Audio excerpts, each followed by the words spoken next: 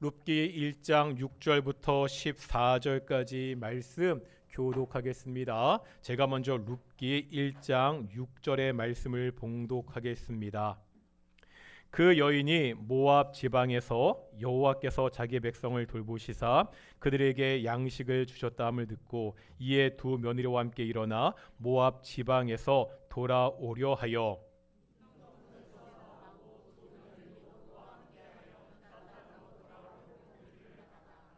나오미가 두 며느리에게 이르되 너희는 각각 너희 어머니의 집으로 돌아가라.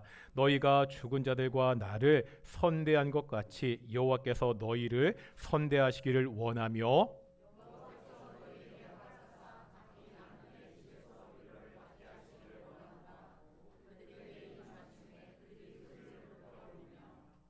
나오미에게 이르되 아니니이다. 우리는 어머니와 함께 어머니의 백성에게로 돌아가겠나이다 하는지라.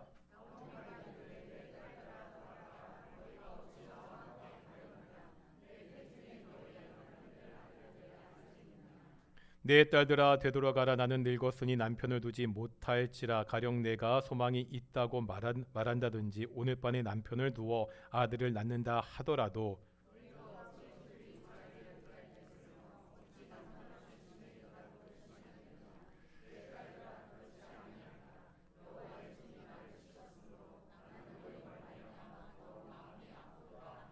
함께 읽겠습니다. 그들이 소리를 높여 다시 울더니 오르바는 그의 시어머니에게서 입맞추되 룻은 그를 붙쫓았더라. 아멘. 이 시간 갈릴리 찬양대 찬양 하나님께 영광 돌리시겠습니다. 감사합니다. 오늘 우리 앞뒤 자분들과 인사하겠습니다. 하나님이 우리와 함께 하십니다. 오늘 동인교회 예배도 하나님의 영광의 임재가 함께하는 모든 동인의 성도들이 이 영광의 하나님을 만나는 귀한 예배가 되기를 축원합니다. 우리의 인생을 보면 매 순간 선택의 연속입니다. 넥타이를 맬 때도요. 제가 오늘은 빨간색을 맬지 파란색을 맬지 고민하다가 파란색을 메고 왔습니다. 아마 여자 성도님들 중에서는 바지를 입고 가야 되는지 치마를 입고 가야 되는지 고민하다가 선택하신 분들도 있을 겁니다. 이런 선택은요 별로 어려운 선택이 아닙니다. 제가 오늘요 빨간 넥타이를 메고 왔다고 해도 별로 달라지는 것이 없습니다. 하지만 때로 굉장히 중요한 선택을 해야 되는 순간이 있습니다. 결혼이나 진로같이 앞으로의 인생을 좌우하는 그런 선택입니다. 오늘 우리는 인생의 아주 중요한 선택을 하는 두 사람을 보게 될 것입니다. 나오미의 며느리인 룻과 오르바입니다. 오늘 본문에 보면 돌아가다는 말이 반복되는데요. 한번 보실까요? 먼저 7절에 보면 유다 땅으로 돌아오려고, 그 다음 8절에 보니까 각기 너희 어머니의 집으로 돌아가라. 10절에 보니까 어머니의 백성에게로 돌아가겠나이다. 11절에 보니까 내 딸들아 돌아가라. 12절에 보면 내 딸들아 되돌아가라. 이렇게 돌아가라, 되돌아가라는 말이 반복되고 있습니다. 그런데 이렇게 돌아가라고 할 때 그 목적지가 동일하지 않습니다. 먼저 다시 한번 보여주시겠습니까? 먼저 7절과 10절은 어디로 돌아가는 거죠? 나오미의 고향인 유다 땅으로 돌아가는 겁니다. 반면에 8절과 11절과 12절은 어디로 돌아가는 거죠? 룻과 오르바의 고향인 모압 땅으로 돌아가는 겁니다. 지금 상황이 이렇습니다. 룻과 오르바가 길 위에 있습니다. 이제 이 길 위에서 선택해야 됩니다. 나오미의 고향인 유다로 가느냐, 자신들의 고향인 모압 땅으로 가느냐. 오늘 본문은요, 이런 선택을 할 때 필요한 중요한 동기를 우리에게 보여주고 있습니다. 헤세드라는 말입니다. 오늘 본문 8절에 보면 선대하다는 말이 나옵니다. 이 선대하다, 이 말의 원어가 헤세드입니다. 이 말은 룻기에서 아주 중요한 개념입니다. 아니, 룹기를 넘어서 성경 전체에서 아주 중요한 용어입니다. 헤세드는요, 보통 은혜 혹은 인애 이렇게 번역이 됩니다. 룹기 3장 10절에 보면 너의 베푼 인애가 처음보다 나중에 더하도다 나오고 있는데, 여기에 나온 인애라는 말이 바로 헤세드입니다. 그러면은요, 헤세드의 삶, 인애의 삶은 뭐지요? 이제는 은퇴하신 총신대 신학대학원 김지찬 교수님의 책에 보면 룹기라는 책인데요, 헤세드를 이렇게 정의하고 있습니다. 한번 읽어보겠습니다. 시작.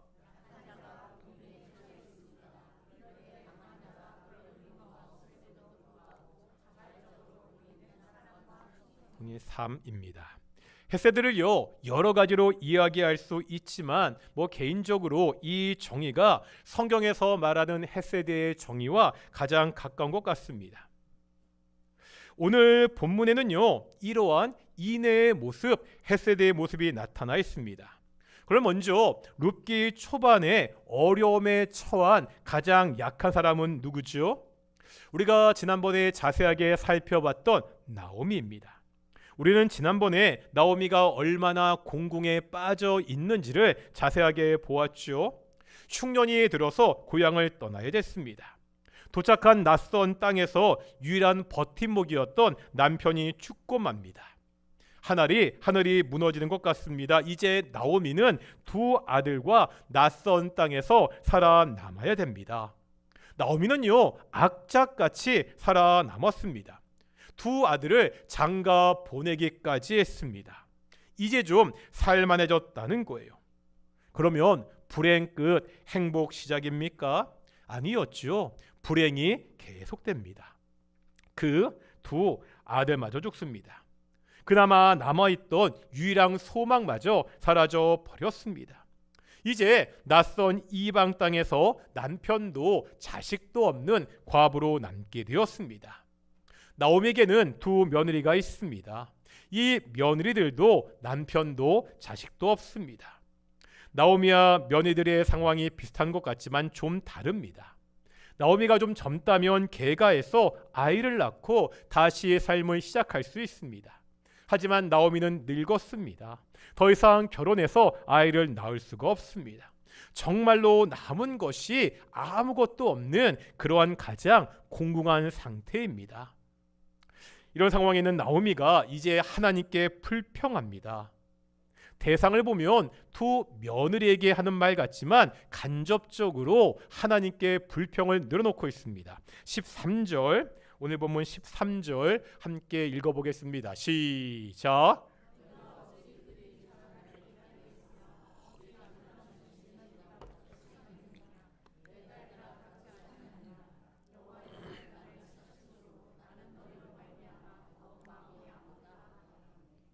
너희가 이렇게 말하면서 두 며느리에게 하는 말 같지만 자세히 보면 하나님께 불평하고 있습니다. 나오미를 진정으로 괴롭힌 것은요, 단순히 연달아 일어난 비극이 아닙니다. 앞날에 대한 두려움도 아닙니다.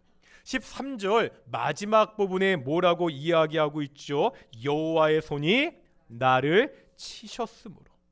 여호와의 손이 나를 치셨으므로 정말로 지금 괴로운 것은 하나님의 손이 나를 치셨다는 사실입니다. 하나님마저 나를 버렸다는 생각이 더욱더 괴롭게 하고 있습니다.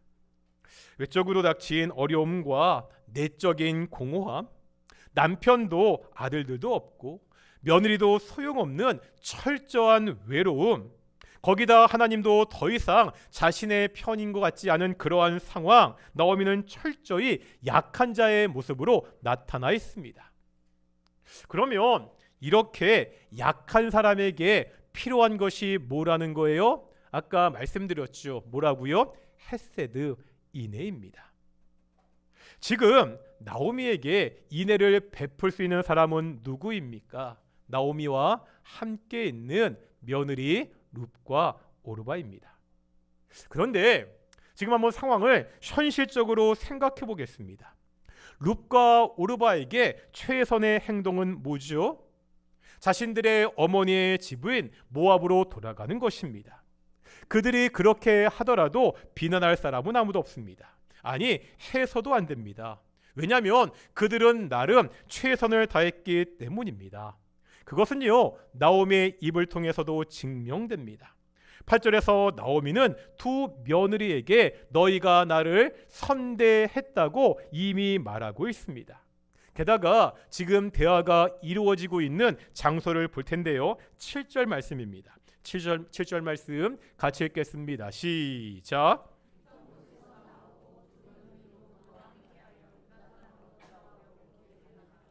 지금요, 나오미와 두 며느리가 있는 장소, 대화가 이루어지는 곳이 어디죠? 모압 땅이 아니라는 거예요. 어디라고요? 유다 땅으로 돌아가는 길이라는 겁니다. 무슨 말입니까? 두 며느리는 이미 시어머니 나오미를 따라 나섰습니다. 이미 고향을 버리고 낯선 시어머니의 땅으로 가고 있는 상황입니다. 이미 대단한 결심을 보였습니다. 이런 상황에서 나오미가 먼저 그들에게 요구합니다. 얘들아, 고향으로 돌아가라. 새 남편을 맞이해서 새로운 삶을 살아라. 이때도요, 이들은 얼씨구나 하고 고향으로 돌아가지 않습니다. 오늘 본문을 보면 두 며느리는 다 울면서 어머니와 함께 가겠다고 그렇게 말합니다. 나오미를 따라서 유다 땅으로 가면 미래가 불투명하지요. 나오미가 모압에서 그랬듯이 낯선 땅에서 과부로 살아야 됩니다. 이 사실을 너무나 잘 알고 있는 나오미는 다시 한번 돌아가라고, 너희는 돌아가야 돼야 된다고 그렇게 종용합니다. 이런 상황에서 룻과 오르바가 고향 땅으로 돌아가는 것을 아무도 비난할 수 없습니다. 이제 남은 것은 룻과 오르바의 결정입니다. 낯선 유다 땅으로 갈 것이냐, 고향인 모압 땅으로 갈 것이냐, 이것을 선택해야 됩니다. 어떻게 선택하지요? 오늘 본문 14절입니다. 읽겠습니다. 14절 시작.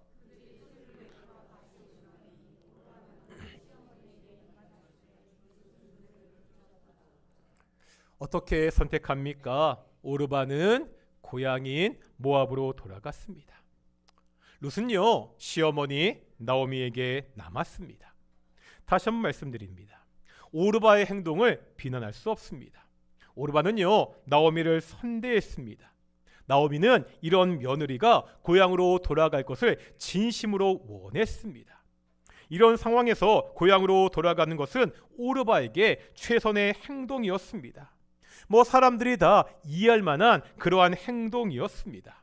오르바는요, 시어머니를 버린 못된 며느리가 아닙니다. 나오미에게 지금 불충한 것이 아니라는 거예요. 그런데 바로 이 때문에 이 룻의 행동이 얼마나 위대한지를 알 수 있습니다. 지금요, 룻의 선택은 사람들의 상식과 생각을 깨는 파격적인 충성이었습니다. 룻도요, 얼마든지 고향으로 갈 수 있었습니다. 그러한 행동을 해도 자신을 비난할 사람이 없다는 것을 잘 알았습니다. 하지만 돌아가지 않습니다. 나오미를 혼자 둘 수가 없었습니다. 자신이 나오미에게 남아있는 유일한 사람이라는 것을 알았습니다. 사실요, 룻의 신세도 나오미와 별반 다를 것이 없잖아요. 룻 또한 남편도 자식도 없는 과부의 따름입니다. 그래도 룻은 자기가 나오미보다 그래도 조금은 낫다고 생각했습니다. 내가 나오미에게, 시어머니에게 무언가 할 수 있는 일이 있다고 그렇게 생각했습니다. 룻은요, 남았습니다. 이것은 체면 치레가 아닙니다. 다른 사람들의 눈을 의식해서 남아 있는 것이 아닙니다. 룻은요, 자발적으로 충성을 다했습니다. 다른 사람의 강요가 아닙니다. 스스로 어려움에 빠진 나오미와 함께 하겠다고 선택하고 결정했습니다. 우리가 이것을 뭐라 부른다고요?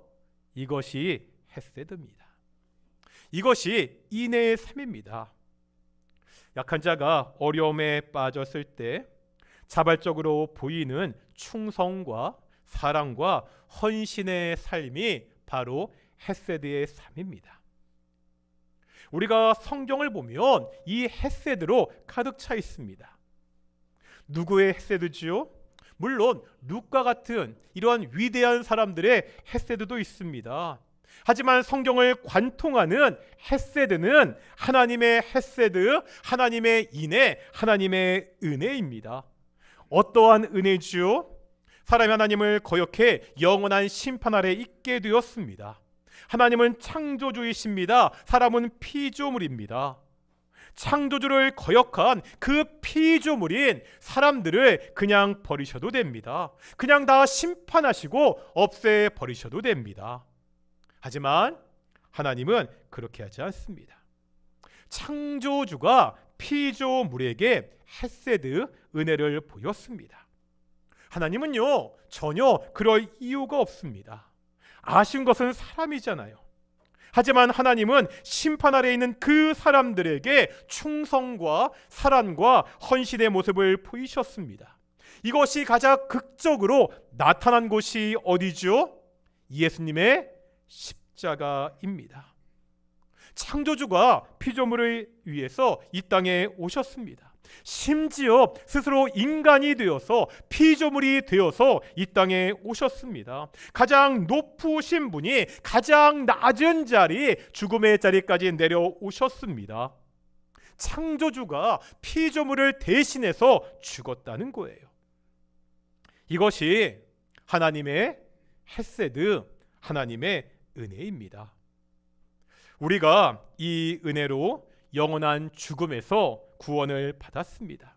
우리가 이 은혜로 하나님의 자녀가 되었습니다. 바로 지금 그 은혜 때문에 이 자리에 모여서 하나님께 예배하고 있습니다. 이 예배를 받은 우리는 이제 이 은혜의 삶을 살아야 됩니다. 헤세드의 삶은 손해처럼 보입니다. 다른 사람을 섬기는 것은요, 시간적으로, 물질적으로 분명히 손해가 되잖아요. 그렇다면은요, 이런 인애의 삶은 항상 희생만 하고 항상 손해만 봅니까? 그렇지 않습니다. 룻은요, 고향인 모압을 떠났습니다. 이것으로 룻은 자신의 미래, 자신의 삶을 다 잃어버린 것 같습니다. 이런 룻을 향해서 사람들이 부르는 별명이 있거든요. 2장 6절 보겠습니다. 2장 6절입니다. 읽겠습니다. 시작.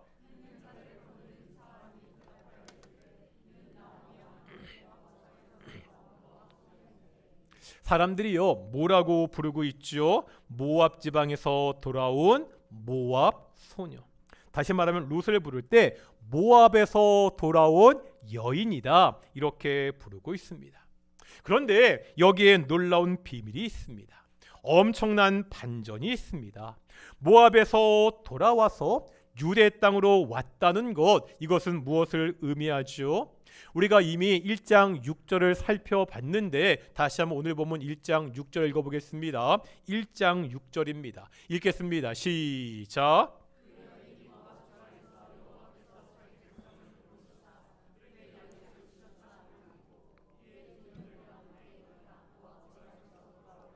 아멘. 모압 땅에서 나오미가 들은 소식이 있었죠. 그 소식의 내용이 뭐죠? 하나님이 자신의 백성을 돌보셨다, 이러한 소식을 듣게 됩니다. 기억나십니까? 하나님이 자신의 백성을 돌보셨다는 말이 어떠한 의미라고요? 하나님이 자신의 백성을 찾아오셨다는 말입니다. 지금 하나님이 자기의 백성을 찾아와 유대 땅에서 자신의 백성과 함께 계십니다. 이렇게 보면 룻이 모압에서 돌아왔다는 것은 어떠한 의미가 있지요? 모압에서 누구에게 돌아왔다는 거예요? 하나님께로 돌아왔다는 말입니다. 사람들은요, 별 생각 없이 모압에서 왔으니까 모압에서 돌아온 여인이라 이렇게 부릅니다. 그런데 이 말의 속뜻은 하나님께로 돌아온 여인이 됩니다. 룻은 결국 전에 살펴봤지요. 다윗 왕의 증조 할머니가 됩니다. 예수님의 족보에 그 이름이 올라가는 영광을 얻게 됩니다. 오르반은 자기 일을 찾아갔지만 하나님께로 돌아오지 못한 여인이 되었습니다. 룻은요, 자신을 잃은 것 같았지만 하나님께 돌아온 여인이 되었습니다. 세상은 손해를 보면서 헤세드의 삶을 사는 사람들을 미련하다고 이야기합니다. 사실 세상을 보면은요, 영악한 사람들이 성공하는 것처럼 보이기 때문입니다. 그래서 다른 사람을 밟고서라도 위로 올라갈 것을 요구합니다. 이런 세상에서 헤세드의 삶, 인의 삶을 사는 사람은 세상의 가치관을 거스리는 미련한 사람입니다. 그런데 전에 한번 읽었던 책인데요, 신영복 교수님의 강의라는 책에 보면 이런 구절이 있습니다. 의미를 생각하시면서 한번 찬찬히 읽어보실 텐데 읽겠습니다. 시작.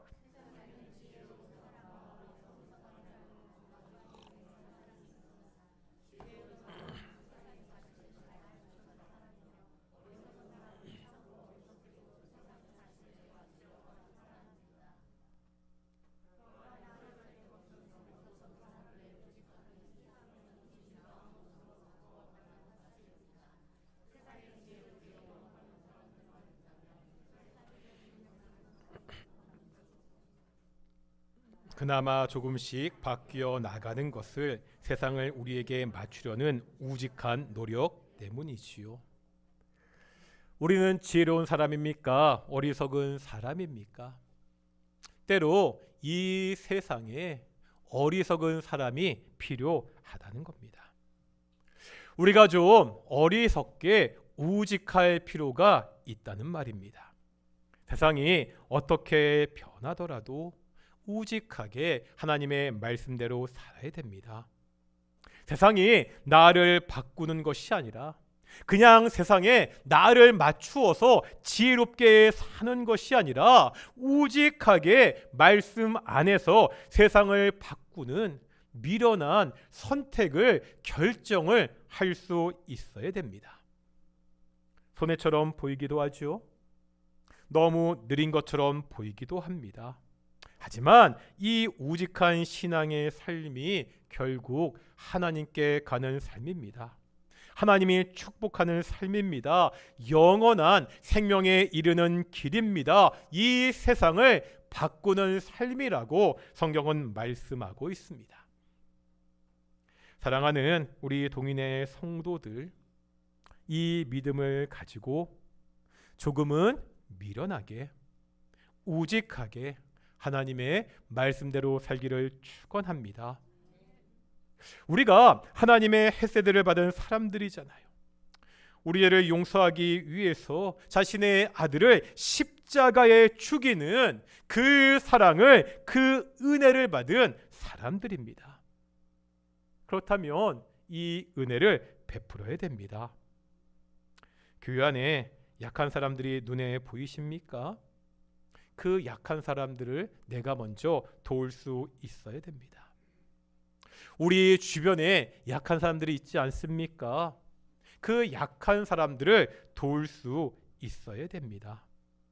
이것이요, 하나님의 놀라운 은혜를 받은 그러한 사람의 삶입니다. 하나님의 은혜를 따라 은혜를 베풀며 살아가는 귀한 동인의 성도들이 되시기를 축원합니다. 우리 함께 찬양하며 나아가겠습니다. 주의 힘을 나는 안에 함께 찬양